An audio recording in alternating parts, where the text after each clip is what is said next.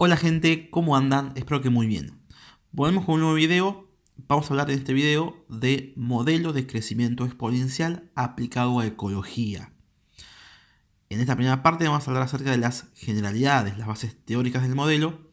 Y ya en otro video, en algún momento, vamos a hablar acerca de cómo es que se comporta este modelo utilizando una planilla de cálculo en Excel. ¿Sí? Bien. Como saben, cuando nosotros queremos estudiar la variación temporal del número de individuos, es decir, cómo es que cambia el número de individuos de una población con el tiempo, lo que estamos es frente a un modelo de crecimiento exponencial, logístico o el que fuese. Pero lo que estamos viendo nosotros es lo que se conoce como dinámica poblacional, el estudio de los patrones temporales. ¿Sí? Bien. Veamos el siguiente ejemplo. Este gráfico muestra la variación del número de individuos por nido de una especie, en este caso el gorrión común, a lo largo del tiempo, a lo largo de 70 años.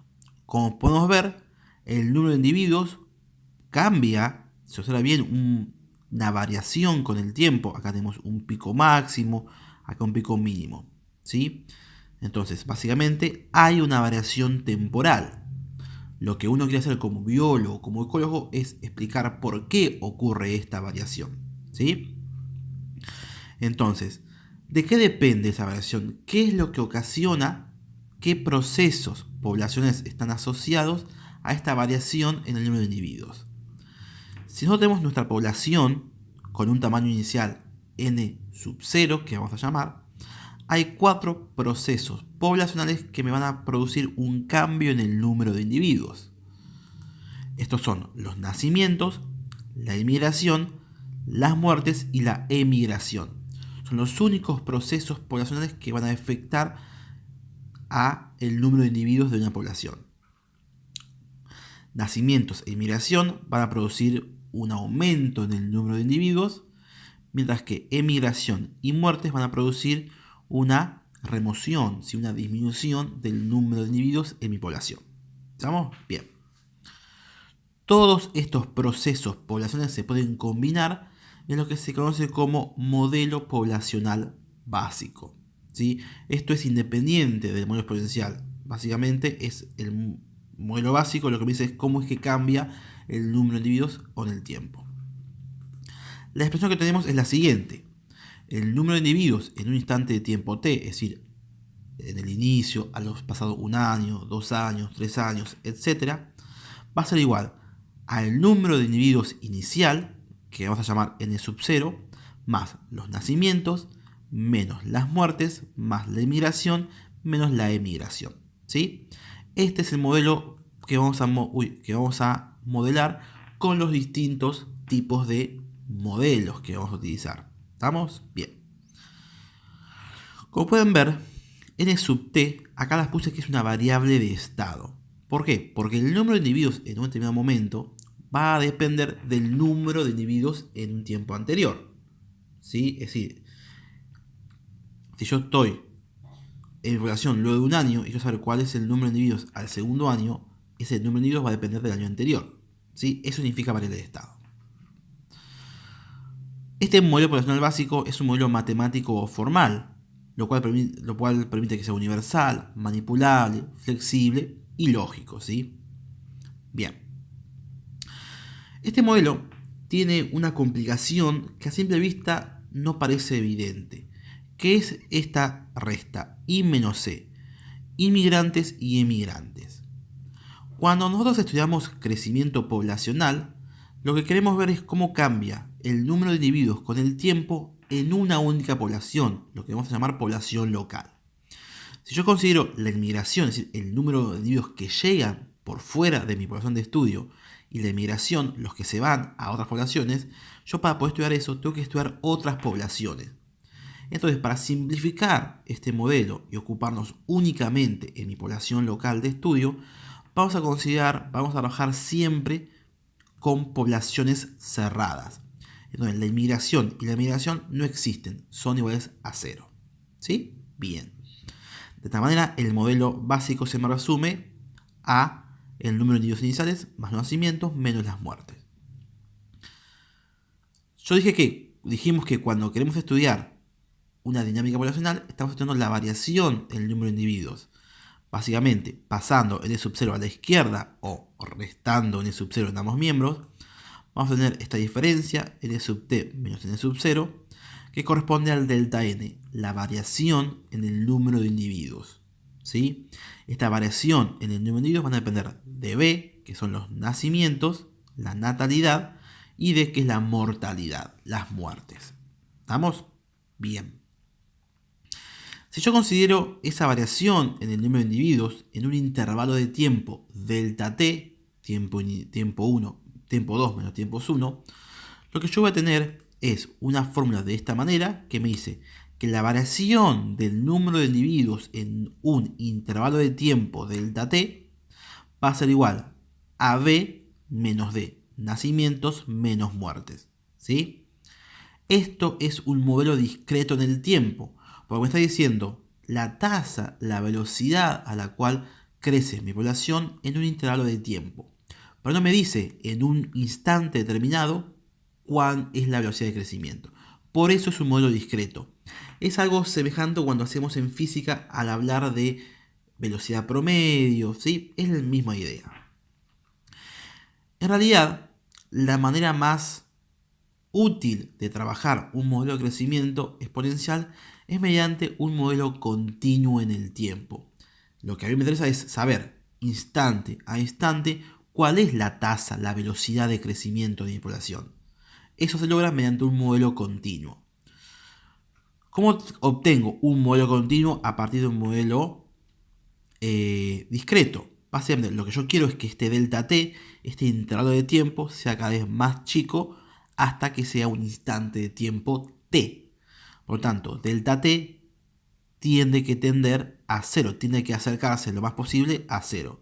De esa manera, al hacer esto es un límite, los que saben cálculo saben, al hacer esta suposición, esta transformación, mi delta t se va a transformar en diferencial de t, en una porción muy pequeña del tiempo, que es prácticamente 0, que corresponde a un instante de tiempo. De esta manera, esta tasa discreta de crecimiento se transforma en esta ecuación. Diferencial de n sobre diferencial de t. ¿Qué corresponde a esta fórmula? Esta fórmula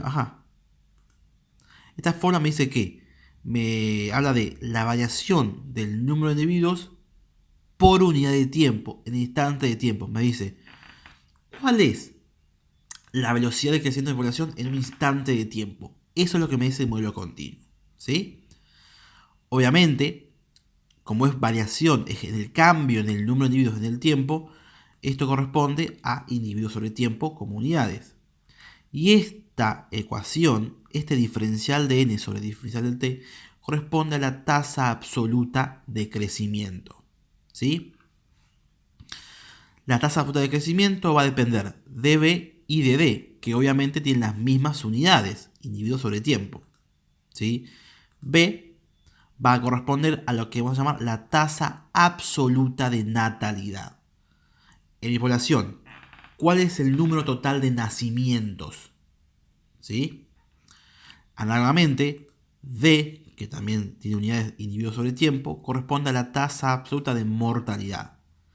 En toda mi población, ¿cuántos individuos mueren? ¿Sí? En cada generación. ¿Estamos? Perfecto. Bien. Entonces tenemos una natalidad absoluta, una mortalidad absoluta, pero la pregunta es, ¿de qué dependen estas natalidades y mortalidades absolutas? Es una pregunta muy importante. Bueno, básicamente B y D van a depender de dos propiedades. Por un lado, van a depender de las propiedades extensivas de mi población. Es decir, van a depender del número de individuos. Si por ejemplo consideramos dos poblaciones, una población de 10 individuos y una población de 1000 individuos, es claro ver que en la población de 1000 individuos los nacimientos van a ser mayores y las muertes también, por el simple hecho de que hay más individuos. ¿Sí? A esto se refieren las propiedades extensivas de una población. Bien. Y la otra cosa corresponde a las propiedades intensivas. Si B y D van a depender de las propiedades intensivas, es decir, de características de propiedades biológicas y ecológicas de mi población. ¿Estamos? Si por ejemplo comparamos un pez que pone miles de huevos por vez y un humano que pone 1, 2, 3, ponele individuos por cada parto, vamos a ver que hay una diferencia en los nacimientos, que no tiene que ver con el número de individuos, no tiene que ver con las propiedades extensivas, tiene que ver con las propiedades biológicas, ¿sí? A eso se refieren las propiedades intensivas. ¿Vamos? Es por eso que B y D la podemos escribir en función de estas dos propiedades. De esta manera, B queda definido como el número de individuos por una constante B que refleja las propiedades intensivas y que obviamente está relacionada con la natalidad.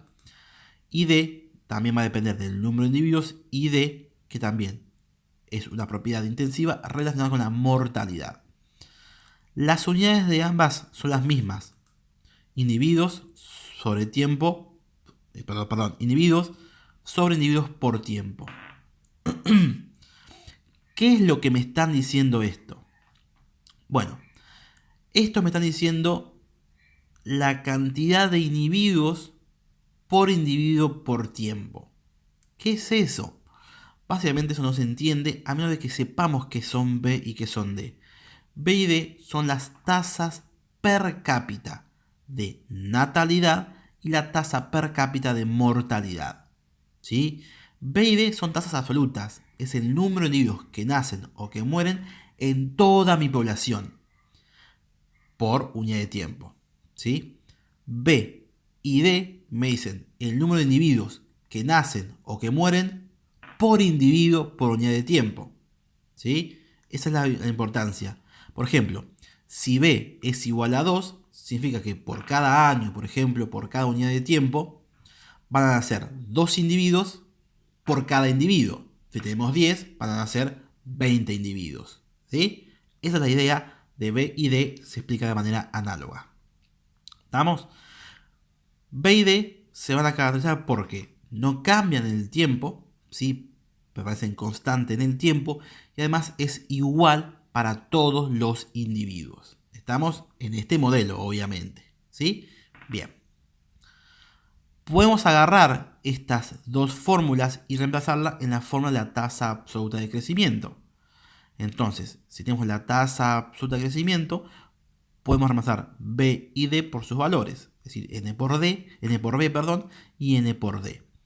Como N se repite en ambos miembros, en ambos términos, podemos sacar factor común y nos queda que la tasa absoluta de crecimiento va a ser igual a N por B menos D. ¿Sí?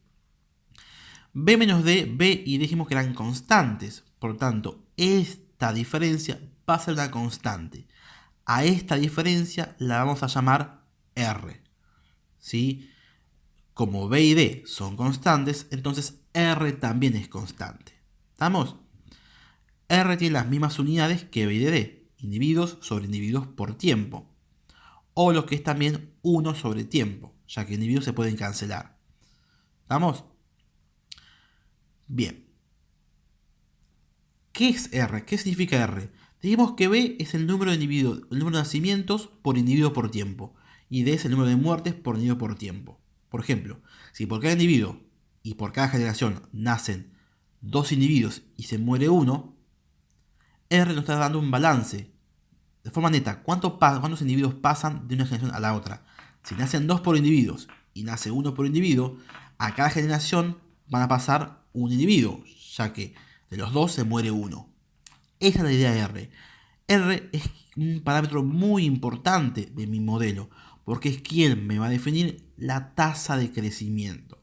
Es por eso que R corresponde a la tasa intrínseca de crecimiento poblacional o tasa per cápita de crecimiento. ¿Sí? Me está diciendo cuántos individuos pasan de una generación a la siguiente de forma neta.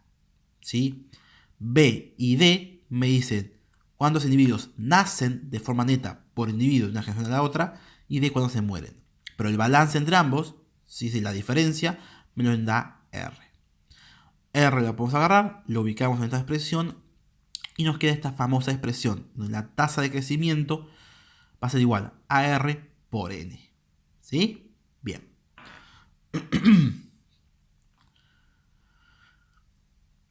De esta manera tenemos que la magnitud, ¿sí?, el tamaño de la tasa de crecimiento absoluta y el signo, si es positiva, si es negativo, van a depender de R, es decir, van a depender del balance entre natalidad y mortalidad per cápita, por individuo. ¿Estamos?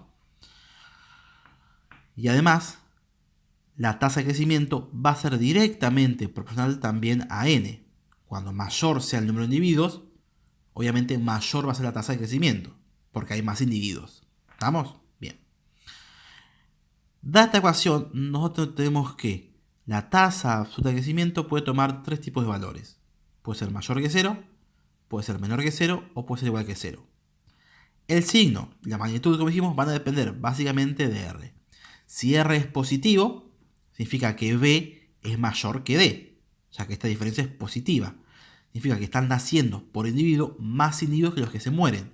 La población entonces está creciendo. ¿Sí? Entonces, si esto es positivo, la tasa de crecimiento absoluta es positiva. Entonces mi población va a estar creciendo. Ahora bien, si R es negativo, significa que en realidad las muertes son mayores que el nacimiento, ya que esta diferencia es negativa y la población está decreciendo. Como R es constante, si dijimos que R no cambia con el tiempo, ni con los individuos, si una población está decreciendo, eso significa que va a decrecer de forma indefinida y sin parar. Es decir, que cuando R es negativo, la tasa de crecimiento es negativa, la tasa absoluta de crecimiento es negativa. Por lo tanto, mi población tarde o temprano se va a extinguir, ya que R no puede cambiar. ¿Estamos? Bien. Acá tenemos un gráfico donde tenemos tasa absoluta de crecimiento de mi población en función del número de individuos. Vemos que el patrón es una recta, ya que la tasa de crecimiento va a depender de una constante que va a ser R y una variable independiente que va a ser el número de individuos. ¿Estamos? Bien. Esta tasa de crecimiento va a ser directamente proporcional al número de individuos. ¿Estamos? La inclinación de esta curva es quien me va a decir la velocidad de crecimiento. Cuando esta curva esté más inclinada, esté más desplazada hacia la izquierda, significa que la tasa de crecimiento va a ser mayor.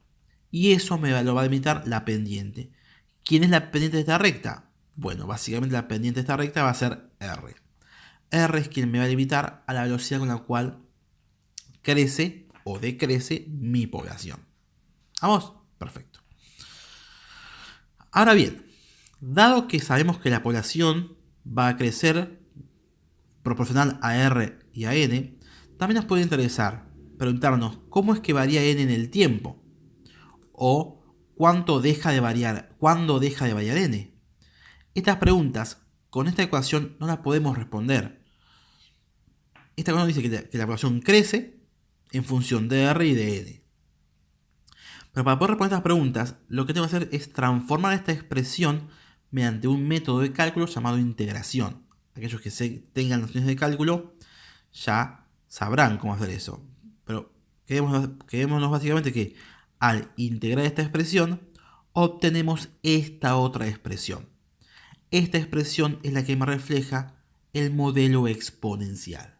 ¿Sí? Esta también es modelo exponencial, pero esto es tasa de crecimiento y esto es número de individuos. Entonces, esta expresión que es más simpática, si se quiere decir, nos indica que el número de individuos en un instante de tiempo t, es decir, el número de individuos luego de 1 año, 2 años, 20 minutos, 1 hora, ¿sí? El tiempo lo dijo yo con mi objeto de estudio. Entonces, ese número de individuos va a ser igual al número de individuos iniciales por e, es decir, el número e, la base de los logaritmos naturales, elevado a r, tasa intrínseca de crecimiento poblacional, y t, el tiempo, ¿sí? N sub 0 y r van a ser mis parámetros poblacionales. Son los que van a delimitar cada población y van a ser siempre constantes. ¿Estamos? Nt es mi variable de estado porque va a depender del número de individuos iniciales. Y t va a representar la variable independiente. ¿Estamos? Bien. Entonces, a las preguntas, ¿cómo es que varían en el tiempo? Y n es una función exponencial, por lo tanto, n varía de forma exponencial. ¿Estamos? ¿Cuándo deja de variar n? Acá hay que hacer una salvedad. Acuérdense que el crecimiento va a depender de r. Si r es positivo, mi población crece. Si r es negativo, mi población decrece hasta la extinción. Entonces, si r es positivo, mi población va a crecer de forma exponencial e indefinida, porque no tiene una cota superior, no está acotado, no llega a un valor y se queda ahí, sino que va a crecer indefinidamente a medida que aumenta n. Entonces, ¿cuándo deja de variar n? Nunca. El crecimiento es ilimitado. Estas dos preguntas son las predicciones del modelo de crecimiento exponencial. El modelo de crecimiento exponencial dice que mi población va a crecer de forma exponencial e ilimitada. ¿Vamos? Perfecto. Acá hay que hacer una salvedad muy importante. Que mi población, que el crecimiento sea exponencial, no implica que sea muy rápido. ¿Sí? Cuando alguien dice que esto crece de forma exponencial, tiene como una connotación informal de que mi población está creciendo muy rápido. No. Que mi población crezca exponencialmente significa que crece siguiendo una función exponencial. Que sea rápido o que sea lento va a depender de R, la tasa intrínseca de crecimiento. ¿Vamos? Bien. Acá hemos graficado entonces el número de individuos, mi variable dependiente, y el tiempo, mi variable independiente. Y acá vemos la típica curva de crecimiento exponencial. Donde vemos que el crecimiento va a seguir este patrón exponencial, esta curva exponencial, y va a crecer de forma ilimitada a medida que pase el tiempo. ¿Estamos? Bien. En este caso, R va a ser mayor que 0. No grafique, tenés que graficarlo. Pero bueno, si R es menor que 0, por ejemplo, si partimos de 700 individuos, mi población va a crecer de esta manera. Va a decrece exponencialmente, eso también, ¿sí? Pero va a extinguirse. Y si R es igual a 0, todo esto se me transforma en 1, ya que R por T es 0, E a la 0 es 1, entonces lo que tengo es una recta horizontal. Mi población no crece. El número de individuos en todo tiempo va a ser igual a n sub 0, al número de individuos originales. ¿Vamos? Bien. Bueno, acá termina la parte 1 de este tema. Como el video entero dura demasiado, decidí mejor dividirlo en dos partes. En la siguiente parte hablaremos básicamente de las propiedades y los supuestos del modelo de crecimiento exponencial. Nos vemos, adiós.